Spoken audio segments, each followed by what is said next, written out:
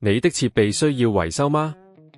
我們提供免費診斷，我們上門取件和送件，無需致電或出行。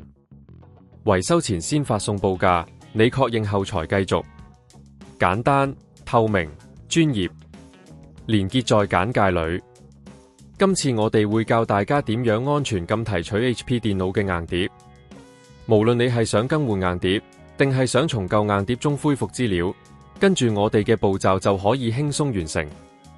首先，確保你準備好所需工具，包括螺絲刀、靜電防護手套同埋一個新的硬碟。如果你唔清楚自己嘅電腦型號，可以考慮使用我哋提供嘅免費診斷服務，幫助你確認型號同埋所需配件。第一步，關閉電腦並拔掉所有電源線，確保電腦完全關閉，避免意外。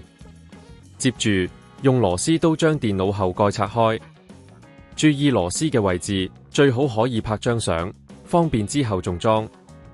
第二步，找到硬碟位置。通常硬碟會喺主板附近，可能會有一些連接線同埋支架。小心地斷開所有連接線，然後用螺絲刀卸下固定硬碟嘅螺絲。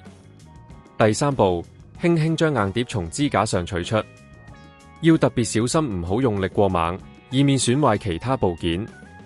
如果你打算將舊硬碟中的資料恢復，可以考慮我哋嘅上門取件服務，專業技術人員會為你處理。提取完硬碟後，檢查一下硬碟上嘅接口是否有損壞。如果冇問題，就可以將新硬碟安裝上去。將新硬碟放回原位，用螺絲固定好，再連接所有線。最後，將電腦後蓋裝反上去，確保所有螺絲都緊固好。接駁好電源線，開啟電腦，檢查系統是否識別到新硬碟。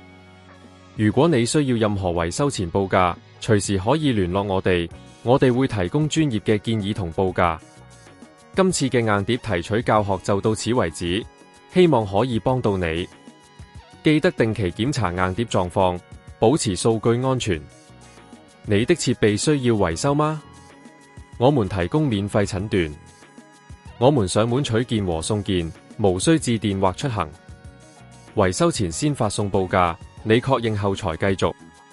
簡單、透明、專業，連結在簡介裏。